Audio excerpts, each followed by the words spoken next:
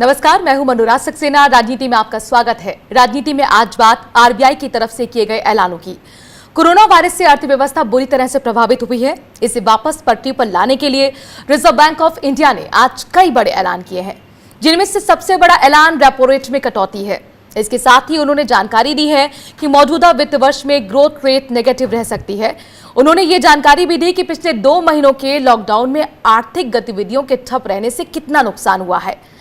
लेकिन आरबीआई के इस ऐलान से जो अहम सवाल उठ रहा है वो ये कि क्या सिर्फ सस्ते कर्ज से अर्थव्यवस्था पटरी पर लौट आएगी। सवाल ये भी कि आखिर क्यों 20 लाख करोड़ के आर्थिक पैकेज के बावजूद भी आरबीआई ने जीडीपी ग्रोथ रेट नेगेटिव रहने की बात कही है। अगले आधे घंटे हम इन्हीं सवालों पर चर्चा करेंगे। चर्चा में हमारे साथ शामिल हो रहे हैं इकोनॉमिस्ट प्रोफेसर संतोष मेहरोत्रा, इकोनॉमिस्ट अमन अग्रवाल, साथ ही कुछ ही देर में हमारे साथ जुड़ेंगे आउटलुक के संपादक हरवीर सिंह जी, और हमारे साथ जुड़ रही हैं एआईटीयूसी की जनरल सेक्रेटरी अमरजीत कौर। लेकिन पहले सुनते हैं आरबीआई के बड़े ऐलान। GDP growth in 2021 is estimated to remain in the negative territory, with some pickup in growth impulses in H2 2021 onwards. The end May 2020 release of NSO on national income should provide greater clarity, enabling more specific projections of GDP growth in terms of both magnitude and direction. On the quantum of reduction, the MPC voted with a 5:1 majority to reduce the policy repo rate by 40 basis points, 40 basis points from 4.4% to 4%. Food inflation, which had eased in January, from its January 2020 peak for next 2 months, that is during February and March. Now suddenly they have reversed and surged to 8.6% in April as supply disruptions took their toll, immune to the ongoing demand compression. Prices of vegetables, pulses, oilseeds, milk and cereals emerged as pressure points. तो RBI की तरफ से जो ऐलान किए गए हैं इसके मायने समझने की कोशिश करते हैं। इकोनॉमिस्ट प्रोफेसर संतोष मेहरोत्रा जी, आप ही से चर्चा की शुरुआत करती हूं। आज जो आरबीआई की तरफ से प्रेस कॉन्फ्रेंस हुई है, इससे क्या मैसेज मिलता है? अर्थव्यवस्था को हालात को लेकर क्या इंसाइट मिला है, और जो ऐलान किए गए हैं क्या लगता है अर्थव्यवस्था को बूम करने में, रिवाइव करने में कितने मददगार साबित होंगे? पहली बात तो 4.4 जो दर कम करके 4.4% कर दी गई है, वो तो अच्छा ही किया गया है। उसकी आवश्यकता थी। मगर सवाल आपका वाजिब है कि सिर्फ लोन देने से क्या अर्थव्यवस्था में बूम आएगा, क्या सुधार आएगा, डिमांड बढ़ेगी वगैरह। क्योंकि अगर डिमांड नहीं है तो कोई लोन लेगा क्यों? आप लाख रेट कम कर दीजिए। तो ये बड़ा सवाल तो पूरे पैकेज के संग 90% पैकेज के संग भी रहा है, क्योंकि 90% जो 21 लाख करोड़ का पैकेज है, 90% उसका भाग बैंकिंग एक्शंस के द्वारा है, उसका वो लोन्स द्वारा है और क्रेडिट गारंटीज द्वारा है, और ना कि फिस्कल पैकेज है। और मोटी बात यह है कि फिस्कल स्टिमुलस से ही इस समय काम चलने वाला था, क्योंकि फिस्कल स्टिमुलस सीधे पैसा जेब में डालता है जी, आम आदमी के, कंज्यूमर के दिमाग। अब ये हो सकता है सरकार की सोच में कि आगे चल के ये करना पड़ेगा, तो आगे चल करके करेंगे, अभी तो नहीं करते हैं। ठीक है, इसी सवाल को लेकर मैं इकोनॉमिस्ट अमन अग्रवाल जी के पास आऊंगी सर, मैं आपके पास। अमन अग्रवाल जी, कर्ज की उपलब्धता आप कर देते हैं, आप सस्ता कर्ज दे देते हैं, लेकिन क्या ये इकोनॉमिक एक्टिविटी को बढ़ा पाएगा, वो भी तब जब डिमांड खत्म हो रही हो? देखिए जी, पहली चीज तो ये है कि जो आरबीआई के गवर्नर ने आज कहा, बड़ा ही बैलेंस्ड अप्रोच उन्होंने अपनाई। उन्होंने ये भी बताया कि कहाँ खराबियां हैं, कहाँ कमियां हैं। ये भी बताया कि जो है नेगेटिव ग्रोथ होने की उम्मीद है। ये नहीं कहा कि हो रही है, या कोई नियंत्रण रेट नहीं दिया, बट कहा कि होने की उम्मीद है। उन्होंने ये भी सेक्टर बताया कौन से अच्छे हो जाने की उम्मीद है, कौन से खराब जाने की उम्मीद है। अब जो आपने बात कही कि जो है क्या स्टिमुलस देने से या जो उन्होंने दिया है अभी तक, उससे कुछ फर्क पड़ेगा या नहीं पड़ेगा। पहली बात तो आज आरबीआई जो कहती है वो मॉनेटरी पॉलिसी की बात करती है, बिल्कुल। और जो मॉनेटरी पॉलिसी होती है उसके अंदर जो दरें होती है उनको बढ़ा के या कम करके ये देखा जाता है कि किस तरीके से जो है मार्केट के अंदर मनी सप्लाई एक ठीक नियंत्रण मात्रा में रहे, ताकि जिससे इन्फ्लेशन भी ना बढ़े और लोगों के पास पैसा भी रहे चीजें करने के लिए। दूसरी बात जो अभी डिमांड की बात की जा रही है, वो डिमांड अभी स्टैग्नेटेड इसलिए है क्योंकि हम लॉकडाउन के पीरियड में चल रहे हैं। डिमांड इसलिए स्टैग्नेटेड नहीं है कि लोगों को डिमांड या चीजें करने के लिए नहीं है। अब जैसे ही ये मार्केट खुलेगी, मैंने भी और काफी सारे लोग हैं जिन्होंने बाल नहीं कटवाए हैं, एकदम से बार्बर की शॉप बढ़ जाएगी। हो सकता है वहां जहां 100 रुपए लेता था वो 300 रुपए ले, 500 रुपए ले। प्राइवेट शॉप है, कोई सरकारी के महकमे के अंडर तो आती नहीं है कि उसे कह देगा कि फिक्स प्राइस ली जाए उसके अंदर, जैसे दवाइयों के अंदर या मास्क के अंदर किया गया। इसी तरीके से बहुत सारी चीजें हैं जो मार्केट से उठ नहीं पा रही हैं क्योंकि इस समय लॉकडाउन में है, और वो डिमांड एकदम से जनरेट होगी। और हम लोग जो है भारतीय संस्थान ठीक है पे सर, इसी पर मेरे पिछले काउंटर 4-5 सवाल आपसे, महीने आप कह रहे हैं एक कि चीज डिमांड, कहना चाहूंगा। जी जी आप अपनी पूरी बात रख लीजिए। जी मैं एक सेकंड और लूंगा। हम जो रिसर्च कर रहे हैं उसमें देखा हमने अलग अलग periods, war period, pandemic period study किए हैं, और जो पिछले 40-50 साल के अंदर हमने स्टडी किया उसमें देखा गया है कि जब भी ऐसी सिचुएशन हुई, चाहे मैन मेड हो चाहे नेचुरल हो, डिजास्टर्स हो, उसके अंदर इमीडिएटली 6 महीने से साल के बीच के अंदर उछाल एकदम से मार्केट में आता है, बिकॉज डिमांड की भी रिक्वायरमेंट होती है, चीजों की भी रिक्वायरमेंट। पर जब प्रॉब्लम आती है, क्योंकि अभी सप्लाई साइड भी वीक हो गई है, और सप्लाई साइड इसलिए वीक हो गई है कि आपके लेबर्स चले गए हैं, उनकी प्रोडक्शन बंद हुई पड़ी है चीजों की, तो वो भी स्ट्रेंथन करना जरूरी है। बिकॉज जो डिमांड आने की उम्मीद है आगे होने की, वो कैसे मीटअप होगी जब अगर आपका सप्लाई नहीं होगी तो। ठीक है सर, बिल्कुल सीधा सा कैलकुलेशन है, डिमांड बढ़ेगी तभी सप्लाई चेन दुरुस्त होगी, कंजम्पशन भी बढ़ेगा। लेकिन सर मुझे आप ये बताइए, आपने यहाँ पर जो जिक्र किया कि भाई ऐसे हालात अभी हैं, हमेशा तो नहीं रहेंगे, बाल बड़े हैं तो कटने की भी जरूरत पड़ेगी। लेकिन आरबीआई ये भी कह रही है आज की घोषणाओं में कि जो 7% इंडस्ट्रियल राज्य है वो रेड जोन में है या फिर ऑरेंज जोन में। अब इसका मतलब फिर ये है कि चीप लोन अगर आप दे देते हैं तो वो फिर कैसे इकोनॉमिक एक्टिविटी को बढ़ाएगा, जबकि तब बीमारी के हालात आप समझ रहे हैं, 6000 केसेस कल ही सामने आ गए हैं, और जो केसेस जिस दर से बढ़े हैं उसमें तो हम 4th नंबर पर आ गए हैं वर्ल्ड में। देखिए जी, पहली बात तो ये कहना जरूरी है कि अब वर्ल्ड आफ्टर कोरोना की बात नहीं है। We have to live with corona, we have to survive with corona. ये एक चीज जो पिछले 3-4 दिनों में उभर के आ रही है, और सरकारी लोगों ने भी ये कहना शुरू कर दिया है। दूसरी बात, जो आपने रेड एंड ऑरेंज जोन की बात करी, ऑलरेडी काफी सारे क्षेत्रों में हर एक स्टेट के अंदर चीफ मिनिस्टर्स कह रहे हैं कि आप 33% से 50% की उपलब्धि के साथ काम करना शुरू कर सकते हैं। इवन जो लोग रेड जोन में या येलो जोन में हैं, उनमें कुछ और नियंत्रण देखते हुए उनको भी कहा जा रहा है कि आप शुरुआत कर सकते हैं। ये नहीं कह रहे हैं कि अब आप हिल ही नहीं सकते हैं, ऐसा नहीं कहा जा रहा है। मैं न्यूज़पेपर कल भी पढ़ा, परसों भी पढ़ा, आज भी पढ़ा, उनमें भी हर एक अलग अलग स्टेट का ये डिसीजन है कि वो क्या किया जाए। तो ये कहना कि जस्ट बिकॉज वो, और दूसरी बात जो आरबीआई कर रहा है वो मॉनेटेरियम की भी बात कर रहा है, रिलैक्सेशन की बात कर रहा है कि जो आपका पैसा आया हुआ था, जो रिलैक्स करने की बात है कि वो पेमेंट करनी है, उसमें पेनल्टी ना लगे, आप डिफॉल्ट में ना जाएं, और हम ठीक है, मोरेटोरियम की बात कहिए। मोरेटोरियम को लेकर मेरा सवाल संतोष जी आपसे है, यहाँ पर मोरेटोरियम को एक बार फिर बढ़ाने की बात कर रही है आरबीआई, कह दिया कि 31 अगस्त हम बढ़ा देते हैं। इसका मतलब तो ये हो गया ना, ये मान लिया गया आरबीआई की तरफ से कि भी ईएमआई को अफोर्ड करने की हालत में लोग नहीं है मिडिल क्लास जिसने कर्ज ले रखा है। तो फिर एक तरफ आप ये मान के चल रहे हैं कि ईएमआई को अफोर्ड नहीं कर सकता है आम जनता, आम लोग, तो फिर कैसे आप ये सोच ले रहे हैं कि भाई लोन ले लेगा? आप बिल्कुल वजह सवाल कर रही हैं। बड़ी सीधी सी बात है कि आप लाख लॉकडाउन खत्म कर दीजिए, जो एकदम से 2 महीने के अंदर 12.25 करोड़ लोग बेरोजगार हो गए हैं। 12.25 करोड़, जो 3 गुना है वो उस दर से जो 2 महीने पहले थी। ऐसी स्थिति में क्या आप सच में ये सोचते हैं कि इसमें एक भयंकर बदलाव आ जाएगा? हम आप बाल कटवा लेंगे, मगर 12.25 करोड़ लोगों को एकदम से नौकरी नहीं मिल जाने वाली है। तो पॉइंट ये है कि आरबीआई समझ गया है कि, और आरबीआई पहली बार इस बात को मान करके चल रहा है कि इस साल में कॉन्ट्रैक्शन होगा।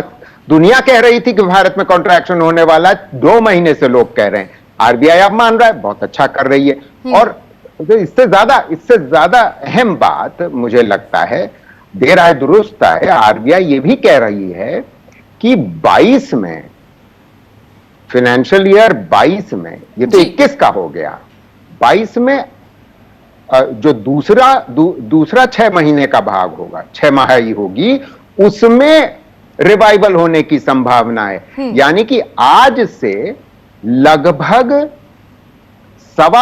सवा डेढ़ साल आरबीआई स्वयं कह रहा है कि स्थिति में सुधार होने की संभावना नहीं है। सुधार नहीं होने की संभावना उन्हें नहीं दिख रही है, तो इसका मतलब फिर ये हुआ कि जो इकोनॉमिक पैकेज का ऐलान किया गया था 20 लाख करोड़, क्या वो नाकाफी है? इसको समझने की कोशिश करूंगी। बहुत देर से इंतजार कर रही हैं अमरजीत कौर जी। अमरजीत कौर जी, मैं आपसे समझना चाहूंगी, चूंकि जाहिर तौर पर आप ट्रेड यूनियन की लीडर हैं, आर्थिक बदहाली की जो सबसे ज्यादा मार पड़ी है, आर्थिक रूप से जो पहले से कमजोर तबका है, गरीब है, मजदूर है, उस पर पड़ी है। इस तरह के उपाय जो अब किए जा रहे हैं, आपको लगता है कोई फायदा ऐसे लोगों को पहुंचा पाएंगे?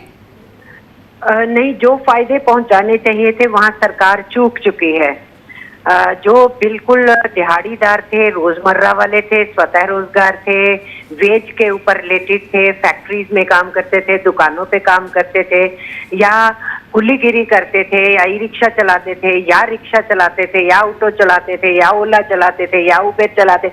मेरे कहने का मतलब दुनिया भर का जो काम धंधा करते थे, उनकी जिंदगी अचानक लॉकडाउन हुई और नतीजे के तौर पे ये केवल 12 करोड़ लोग नहीं है जिनका रोजगार चला गया है।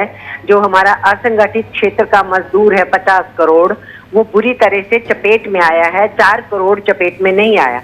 उस 50 करोड़ में से 40 करोड़ के करीब है जो किसी किस्म की सामाजिक सुरक्षा से दूर है, और इस 40 करोड़ में से भी बहुत सा है जो अपने घर को छोड़ के अपने ही राज्य के दूर जिलों में गया था या दूसरे राज्यों में गया था। उनमें से 9-10 करोड़ है जो दूसरे राज्यों में गया था, जिसको अब आप सड़कों पे, बसों में, रेलवे के ट्रैक्स पे इधर उधर बदहाल देख रहे हैं। ये सब लोग हैं। तो इसलिए सिचुएशन ये है कि जो शहरों में रहता भी था, गांव से नहीं आया, उसका रोजगार भी गया है, और जो शहरों में आया हुआ था, इंडस्ट्रियल जोन में आया हुआ था, उसका रोजगार भी चला गया। बिल्कुल, अनएम्प्लॉयमेंट की बड़ी समस्या सामने आ रही है और ग्रामीण अर्थव्यवस्था में डिमांड तो पहले से ही कोलैप्स हो रखी है। अमर अग्रवाल जी, इसी सवाल से मेरा जुड़ा हुआ अगला सवाल है ये कि जिस तरह से यहाँ पर आपने सुना अमरजीत कौर को, जो मजदूरों को रिप्रेजेंट कर रही हैं वही संतुष्ट नहीं है, तो फिर ये बताइए कि आरबीआई की तरफ से जो ऐलान हो रहे हैं, सरकार की तरफ से जो ऐलान हो रहे हैं, फिर ये किसके लिए हो रहे हैं, किसकी मदद कर रहे हैं? देखिए जी, आज तक तो मेरे को कभी भी पिछले 70-80 साल में कोई भी सरकार रही हो, ना मजदूर यूनियन और ना ही जो है विपक्ष के लोग जो होते हैं वो सेटिस्फाइड कभी नजर आए हैं। और ये सिर्फ हिंदुस्तान में नहीं है, विश्व के अंदर है। क्या है, माँ बाप और बच्चों का रिलेशनशिप होता है मेरे विचार में, जो एक सरकार का और जो लोगों का होता है। आप मैं जैसे लोग हैं जो काम कर रहे हैं, उनका जितना भी काम कर ले बच्चे, कभी माँ बाप संतुष्ट नहीं होते। और इस तरीके से कितना भी जो है माँ बाप काम कर ले, प्रोवाइड कर दे, बच्चे हमेशा मांगते हैं कि हमें और चाहिए। ये देखना जरूरी है, जो गरीब कर की बात हो रही है वो जरूर उसको हानि हुई है, प्रॉब्लम हुई है, और इसीलिए सरकार ने डायरेक्ट बेनिफिट ट्रांसफर भी दिया, खाना भी दिया, और भी मुहिम करने की कोशिश करी है। अमन अग्रवाल जी, चलिए मजदूरों की बात छोड़ दीजिए, मिडिल क्लास पर हम आ जाते हैं। सर ये बता दीजिए कि आप एक तरफ लोन सस्ता कर रहे हैं, ठीक है, रेपो रेट घटाकर, लेकिन कोरोना के संकट में, लॉकडाउन के बाद जब नौकरियां छिन रही हों, जा रही हों, सैलरी कटिंग हो रही हो, सर ऐसे अनसर्टेनिटी के माहौल में कौन लोन लेना चाहेगा? नहीं, बड़ी अच्छी बात करी आपने। पहली बात तो हम या तो मॉनेटरी पॉलिसी की बात करें या फिर फिस्कल पॉलिसी की बात करें। आज फिस्कल पॉलिसी के अनाउंसमेंट नहीं हुए हैं, आज मॉनेटरी पॉलिसी की बात हुए हैं। हम ये शटल कॉक की तरह एक से दूसरे पे नहीं जा सकते हैं। दूसरी चीज, हिंदुस्तान का जो व्यक्ति रूरल इंडिया में रहता है वो कैश रिच है, वो क्रेडिट कार्ड के ऊपर नहीं जीता है, वो लोन लेके नहीं जीता है। दूसरी बात, जो लोन दिए जा रहे हैं इंडस्ट्री की तरफ से, जो डिफरेंट टाइप के लोन मुहिम करा रही है आरबीआई के थ्रू, वो इसलिए ही कराए जा रहे हैं ताकि वो सैलरी भी दे सके और अपना व्यापार दोबारा शुरू कर सके। अगर आपके पास पैसा ही नहीं होगा और पैसा आपके पास आया नहीं क्योंकि आपका माल बिक्री नहीं हुआ, तो आप कैसे आगे काम चलाएंगे? इसीलिए वो लोन देके उनको 1-1 साल का मॉनिटोरियम भी दे रहे हैं कि आप 1 साल के बाद हमें दे सकते हैं, इंटरेस्ट तो लगेगा उसके ऊपर, पर 1 साल के बाद दे दीजिए। अगर रेट भी ज्यादा होगा आप कह रही हैं कि तो आदमी कहे कि मैं क्रेडिट मैं का पैसा कहाँ से रास्ता, उठाऊं? लिक्विड रेट भी मेजर्स का तो जो रास्ता है वो मैं सही कैसे दिशा में बढ़ाऊंगा? सरकार कदम बढ़ा रही है। ठीक है, हमारे साथ जुड़ गए हैं अब हरवीर जी, बहुत देर बाद जुड़ पाए हैं। हरवीर जी, आपका बहुत बहुत स्वागत है स्वराज एक्सप्रेस में। दरअसल आज जो सर आरबीआई की तरफ से ऐलान किए गए हैं, तो जाहिर तौर पर रेपो रेट में कटौती है, तो एक तरफ ये डर है कि इंटरेस्ट रेट कम होगा और जिसका जो सेविंग थी, एफडी थी, उसमें भी इंटरेस्ट रेट कम होगा, घट के लगभग 5% आ रहा है, जो 2008 में कभी 10 या 10.5 मिलता था, जिससे उनकी इनकम थी, रिटायरमेंट के बाद सोचते थे कि इस तरह से उनका घर चल जाएगा। उस मिडिल क्लास के लिए, उन लोगों के लिए तो सर नुकसान ही हुआ, तो फिर डिमांड में तो कटौती हुई। तो मेरा आपसे सवाल है, रेपो रेट घटने से नया लोन लेने की तादाद क्या बढ़ पाएगी? असल में देखिए कि रेपो रेट पहली बार तो कम नहीं हुआ है जी। पिछले कुछ महीनों में, बल्कि साल भर में लगातार बैंक्स ये रिजर्व बैंक ने अपने पॉलिसी रेट कम किए हैं और ये अब 4% पर जो आया है। सवाल है कि लगातार आपका क्रेडिट ऑफटेक घट क्यों रहा है? उसमें तो लगातार गिरावट आ रही थी। उसके अलावा अभी की जो मौजूदा स्थिति है, इसमें तो सरकार की सारी कोशिश होनी चाहिए थी कि डिमांड कैसे बूस्ट हो जी। और आपने इससे, जैसे अभी पहले आप बोल ही रहे थे कि सवाल सिर्फ प्लान इसका पॉलिसी रेट का नहीं है, जो डिपॉजिट्स हैं उनके रेट बहुत तेजी से कम हुए हैं और एक बहुत बड़ी आबादी ऐसे लोगों की है जो कि डिपेंड करते हैं अपनी सेविंग्स के ऊपर, तो उनकी अर्निंग्स तो नीचे होती जा रही है। दूसरे, इतना जो लॉकडाउन की वजह से पूरा स्टैंड स्टिल इकोनॉमी में रहा, बहुत सारे लोगों की नौकरियां गई हैं। सबसे पहला स्टेप तो पिछली जो हमारी इकोनॉमिक क्राइसिस में है, डिमांड की क्राइसिस है। आप डिमांड जनरेट करने के लिए लोगों के हाथ में पैसा दीजिए ना, वो तो आप कर नहीं रहे हैं। आप कहते हैं कि आप कर्जा ले लीजिए। कर्जा लेने के लिए ये देखिए, जो लोग आगे अपनी फ्यूचर इनकम को लेकर सिक्योर नहीं है, वो कर्जा कैसे लेगा? सब अभी जैसे हमारी दिन में ही बात हो रही थी, तमाम सारे जो एमएसएमई के लोग हैं वो कह रहे हैं कि हम लेके क्या करेंगे कर्जा, क्योंकि हमारा तो डिमांड ही नहीं है। वो ऑटो कंपोनेंट पार्ट वाले हो, वो गारमेंट वाले हो, या उसमें जॉब वर्क करने वाले हो। सबसे बड़ा क्राइसिस है कि डिमांड कैसे किसी तरीके से पटरी पर आए। हाँ। तो क्रेडिट के जरिए डिमांड बढ़ाने का जो रास्ता चुना गया है, संतोष अग्रवाल जी, मुझे ब्रेक पर जाना है, क्या ये आपको सही लगता है? जब आप सरकार कह रही है कि 20 लाख करोड़ का पैकेज हम ऐलान कर चुके हैं, तो फिर आरबीआई क्यों ये कह रही है कि 2020-21 में जो जीडीपी ग्रोथ है वो नेगेटिव रहेगी? क्या इसका मतलब हम ये निकालें कि जो पैकेज का ऐलान किया गया था वो नाकाफी था, या जो पैकेज का ऐलान किया गया था वो असल में उतना पैकेज था ही नहीं? तो ये तो कॉन्ट्राडिक्शन हो गया ना सर। आप सही कह रही हैं, नाकाफी तो है ही है, इसमें कोई दो राय है ही नहीं। और ये मैं आपको बता दूं कि एमएसएमई वालों से हमारी लगातार बात होती रहती है। पैकेज जब आया था उससे पहले, क्योंकि हम उनको ऑर्गेनाइज करके एक खुद उनके जितने सुझाव थे उनको इकट्ठा करके सरकार के पास दिए भी थे। इस वजह से हमें मालूम है कि वो क्या सोचते अब और पहले क्या सोचते। तो मैं आपको सबको ये याद दिला दूं कि वो खुद कह रहे हैं कि हम नहीं ले पाएंगे, हम वैसे ही कर्ज में हैं। और जहां तक अमरजीत कौर जी के आंकड़ों की पर सवाल उठाने की बात है, मैं अमरजीत जी को ये कह दूं कि जिन आंकड़ों का मैं इस्तेमाल कर रहा हूं वो देशव्यापी सर्वे के आधार पे हैं, वो संगठित और असंगठित क्षेत्र के आधार पे हैं, वो ग्रामीण और शहरी इलाकों के सर्वे के आधार पे हैं। तो 12.25 ही है, उसमें सारे लोग शामिल हैं। और अमरजीत कौर जी को तो ये बात को मान करके मेरी कुछ तो मान लेना चाहिए मेरी बात कि भाई पहले 3-3.5 करोड़ लोग थे जी, वो 4 गुना हो गया है, तो डिमांड होगी कहां से? मुझे भगवान के लिए मुझे बता दीजिए कि डिमांड कहां से होने वाली है। ठीक है, मेरे को ब्रेक पर जाना है। अमरजीत कौर जी जो सवाल पूछ रहे हैं, संतोष जी उसका जवाब देना चाहेंगी? हाँ, मैं जवाब दूंगी जी। हेलो, मैं ये कह रही हूँ कि जो एनएसएस का सर्वे था वो 2010 का, उसमें 47.3 करोड़ मजदूर बोले गए थे, जिसमें से 43 करोड़ को असंगठित कहा गया था।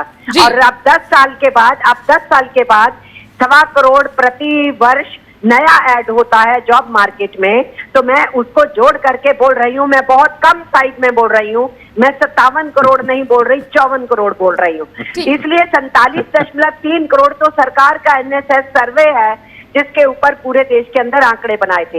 ये जो 12.25 करोड़ की ये बात कर रहे हैं, ये सीधा ME प्लस कुछ और जो जॉब सिचुएशन में उनकी बात कर रहे हैं।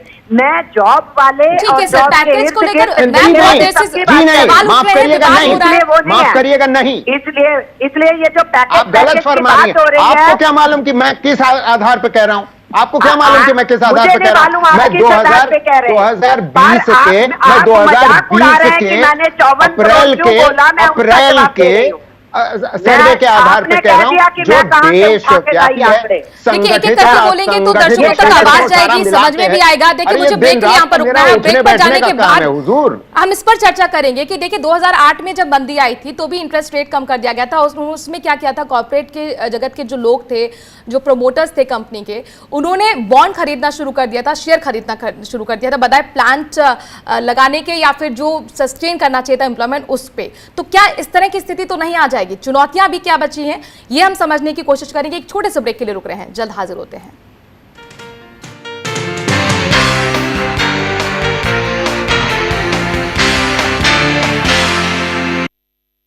यूपी और राजस्थान में बसों पर है राजनीति जारी और अब डिप्टी सीएम सचिन पायलट ने संभाला मोर्चा।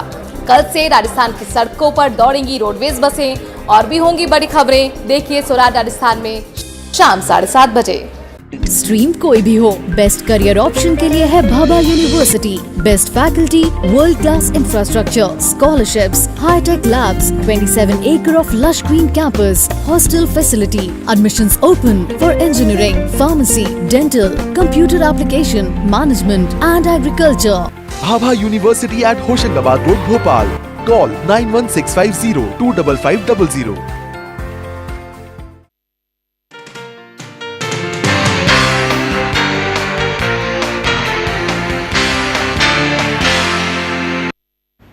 ब्रेक के बाद आपका स्वागत है। आज हम चर्चा इस बात पर कर रहे हैं कि आरबीआई की तरफ से जो ऐलान किए गए हैं, क्या वो इकोनॉमी में बूम अगर कर पाएंगे। हमारे साथ हरवीर जी जुड़े हुए हैं। हरवीर जी, आपसे मेरा सवाल है, आरबीआई ने यह भी अनुमान जताया है कि जो इन्फ्लेशन का टारगेट है 4%, हो सकता है उससे भी कम रहे, लेकिन आम आदमी की जरूरत की जो चीजें हैं, खाने पीने की जो चीजें हैं, वो महंगी हो रही हैं, महंगाई दर बढ़ रही है। तो ये तो दोहरा चैलेंज हो गया ना सर, कैसे फिर मैनेज करेगी सरकार? देखिए, चैलेंज तो है। असल में ये खाद्य महंगाई दर का भी दोहरा मसला है। अगर अभी आप देखो कि होलसेल मार्केट में अचानक तमाम सारी सब्जियों के दाम बुरी तरह से गिर गए हैं। ठीक है, पल्सेस का कुछ इशू है, दालों में कीमतें ऊपर का रुख कर रही है, ये गवर्नमेंट के पास भी स्टॉक्स है, उससे उनको मैनेज करना होगा। तो ये आरबीआई का एक इशू रहता है हमेशा कि महंगाई, और जब महंगाई का जो टारगेट है 4% ±2%, उसका तो उसमें है ही, उसमें दिक्कत क्या है, अभी तो उस लेवल तक नहीं पहुंचा है। और अगर थोड़ा महंगाई फल सब्जी या एग्रीकल्चर कमोडिटीज की बढ़ेगी तो उसमें बहुत ज़्यादा प्रॉब्लम नहीं होना चाहिए, क्योंकि मैन्युफैक्चरिंग प्रोडक्ट्स में महंगाई ज़्यादा आने का चांस नहीं है, ये लगता है उसमें। और तमाम सारे जो अवेलेबिलिटी है प्रोडक्ट्स की वो काफ़ी ठीक है इस समय, इसलिए कोई आशंका जरूर जताई आरबीआई ने, लेकिन कोई बहुत तेजी से स्पाइक आएगा इस तरह की इतनी बड़ी चुनौती आपको नहीं दिख रही है। ठीक है अमन अग्रवाल जी, अब मैं आपके पास जाना चाहूंगी। आज ये खबर आई है चीन से कि जो चीन है वो 1 साल के लिए जीडीपी टारगेट को रख ही नहीं रहा है, उसने ड्रॉप कर दिया ये आइडिया, और उनका फोकस जो है वो एम्प्लॉयमेंट किस तरह से सस्टेन हो, जो लोगों की लिविंग स्टैंडर्ड हो, उस पर फोकस रहेगा। आपको लगता है कोरोना के संकट में ये एक अच्छे मेजर्स हैं और दूसरे देशों को भी इसे अपनाने चाहिए? देखिए जी, चीन की इकोनॉमी है, उसमें एक फर्क ये है कि वो कम्युनिस्टिक स्ट्रक्चर, ऑटोक्रेटिक स्ट्रक्चर है, वहां पे वो एक सिंगल ऑब्जेक्टिव के साथ आगे बढ़ सकते हैं। जो इकोनॉमीज मार्केट ड्रिवन होती हैं, जहां पे डेमोक्रेसी होती है, वहां पे ये सिंगल ऑब्जेक्टिव अप्रोच नहीं चला सकते हैं। रशिया है, चाइना है, ऐसे कुछ और देश हैं अफ्रीका के अंदर, वहां पे ये सब चीजें चल जाती हैं कि ड्रॉप कर दिया जाए। जीडीपी का जो टारगेट ड्रॉप करने की बात है, वो तो सारे ही दुनिया के अंदर, चाहे वो अमेरिका हो, इंडिया हो, चाहे वो कोई और हो, सभी इस समय जीडीपी की टारगेट को नहीं कोई फोरकास्ट कर सकता है कितना होगा कितना नहीं होगा। बिल्कुल। जहां तक जॉब की बात है, हेल्थ केयर की बात है, लाइफ वापस नॉर्मल लाने की बात है, एक नॉर्मल कर्व लाने की बात है, उसके ऊपर सारे देशों का फोकस होगा, चाहे वो हिंदुस्तान हो चाहे कोई और हो। जो एक अच्छी चीज हमें देखने को मिली कि विश्व ने, WHO ने भारत को एक समानता दी कि जो है भारत को एक पदवी दी कि वो हेड को उसको चेयरमैन बनाया, हिंदुस्तान के मंत्री को बनाया ताकि वो वहां बैठ के हिंदुस्तान की बात भी रख सके एक डेवलपिंग नेशन की। और पहले भी हमने WTO में देखा, चाहे वो पुरानी किसी और की सरकार रही हो, कि WTO के अंदर भी हिंदुस्तान को सराहाया जाता था कुछ चीजों के लिए। इसलिए जो इंपॉर्टेंट चीज है वो ये है कि विश्व भी देख रहा है, सराहा भी रहा है, और हिंदुस्तान की सरकार हो चाहे बाकी सरकारें हो, जो उनके ऑब्जेक्टिव हैं 3 पर्पज इस समय, एक तो हेल्थ केयर रखना है लोगों का, दूसरा नॉर्मलसी लाना की बात है, और तीसरा जो है कि किस तरीके से कम जॉब लॉस हो, वो भी अल्टीमेटली दिखाई देगा कि वापस रिवर्जन आएगा। जॉब लॉस हो सकता है वापस कैसे कंट्रोल कर सकते हैं? ठीक है संतोष जी, आपसे मैं समझना चाहूंगी, अभी हमने आरबीआई की प्रेस कॉन्फ्रेंस देखी, पहले भी रेपो रेट में कमी है, बल्कि 2-3 साल से हम रेपो रेट में कमी देख रहे हैं। क्या हमें ये नहीं सोचना चाहिए कि इससे हासिल हो क्या रहा है? क्या ये फोकस इस वक्त ये नहीं होना चाहिए था कि एम्प्लॉयमेंट कैसे बचे, और जो बेसिक चीजें हैं कि भूख से लोग ना मरे? आप ठीक कह रही हैं, सरकार ने सही कदम उठाया है कि मनरेगा के लिए पैसा बढ़ाया है, क्योंकि 2004 के बाद 15 साल बाद पहली बार ऐसा हुआ है कि लोग शहर से गांव की ओर वापस जा रहे हैं। और इसलिए क्योंकि वहां जनसंख्या बढ़ी है 15 साल बाद, इसका असर ये होगा कि ओपन मार्केट वेजेस जो हैं वो कम होंगी, क्योंकि जब लेबर ज्यादा होगा काम तो उतना ही होगा। तो इसलिए मनरेगा का काम बढ़ाना बहुत अक्लमंदी का काम है, बल्कि उसके आगे भी जाना पड़ेगा शायद सरकार को 6 महीने बाद, कि अधिकतर साल में एक परिवार को केवल 50 रोज का काम दिया जाता है। 100 दिन की संभावना है, तो 100 दिन जब पूरे होने लगेंगे तो सरकार को उसको बढ़ाना पड़ेगा, पहली चीज। दूसरी चीज, सरकार को अब सोचना पड़ेगा कि एक अर्बन एम्प्लॉयमेंट गारंटी शुरू करे, जो क्योंकि अगर अर्बन एम्प्लॉयमेंट गारंटी शुरू करेगी और उसके बारे में अगले 2 महीने में काम हो सकता है, तो उसका असर ये होगा कि माइग्रेंट लेबर वापस आएगा। और उसके अलावा ये सब्स्टिट्यूटिव होगा, यानी कि अगर अर्बन एम्प्लॉयमेंट गारंटी होगी तो लोग मनरेगा में काम उतना नहीं ढूंढेंगे, वापस शहर आने की कोशिश करेंगे। पर काम करना चाहिए सरकार को। अमरजीत कौर जी, वक्त मेरे पास बहुत कम है, इसलिए आपसे संक्षेप से जानना चाहेंगे, क्योंकि बिजनेस स्टैंडर्ड की रिपोर्ट में ये कहा गया है कि जो राज्यों की तरफ से लेबर लॉज में चेंजेस किए गए हैं, यूपी, MP, कर्नाटक, पंजाब, राजस्थान, उनको वो सपोर्ट नहीं करते हैं। तो कम से कम आप उपाय से संतुष्ट नहीं थे जिस तरीके से सरकार आरबीआई की तरफ से उठाए, लेकिन जो ये खबर है कम से कम ये आपको सुकून दे रही है, ये उत्साहित कर रही है? नहीं, मैं ये समझती हूँ कि सरकार को जो हमारी मांग थी कि कम से कम 7,500 रुपया जो इनकम टैक्स पेईज नहीं है उनके अकाउंट में डाले, ताकि उनके हाथ में कुछ कैश हो। और हमने ये कहा था कि जितने MSMEs के लोग हैं उनको कम से कम वेतन सरकार दे अप्रैल मई जून का, उनके ऊपर बोझा नहीं डाले अगर MSME को फिर से बिजनेस में उतरना है।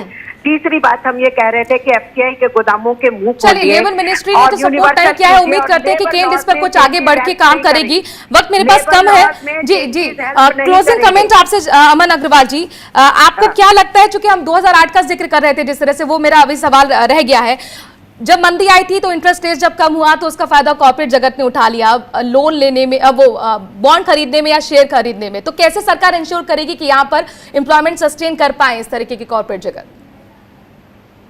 ये आपने बड़ी अच्छी बात कही, और सबसे बड़ी प्रॉब्लम सरकार के सामने इम्प्लीमेंटेशन की ही आ रही है। वो इम्प्लीमेंटेशन निर्मला सीतारमण जी ने फरवरी में बजट के बाद भी कहा था कि आरबीआई कितना भी रेट कर दे, अगर लोन जो है, पैसा जो है जिसको चाहिए उसके पास नहीं पहुंचेगा, और उसने अपील की थी कि जो ब्रांच के अंदर जो लोअर लेवल पे ऑफिसर्स हैं उसको करें। और हमने इस चीज को चेक करने के लिए भी फोन किया बैंकों में, पता करने के लिए कि जो सरकार ने सबऑर्डिनेट लोन्स की बात करी है वो मिल पा रहे हैं। अभी तक वो कहते हैं कि उनके पास आरबीआई से इंस्ट्रक्शंस नहीं आई है, किसी को 1 हफ्ता हो गया है बात को, अभी तक नहीं आई है।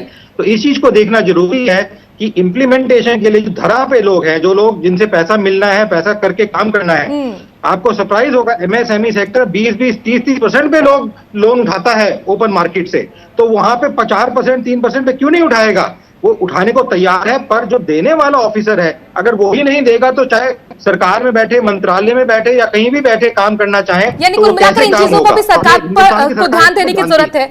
जी, मेरे पास वक्त इतना ही, माफी के साथ आपको रोकना चाहूंगी। आप सभी मेहमानों को बहुत बहुत शुक्रिया इस चर्चा में शामिल होने के लिए। राजनीति में आज के लिए इतना ही, वक्त थोड़े से ब्रेक रहा है, खबरों का सिलसिला जारी है स्वराज एक्सप्रेस पर।